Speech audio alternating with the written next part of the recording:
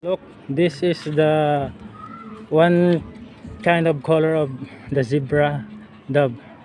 So it's in my previous video, you can see the one that had different types of colorway. So this one is very common color in the street, maybe in the mountain.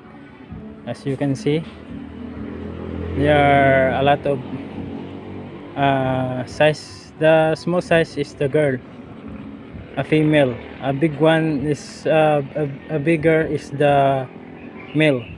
So that's the sizing of gender of the birds. So if you can saw this, like this one, zebra dove that's smaller than the others, so that's one is the female, the bigger is the male. So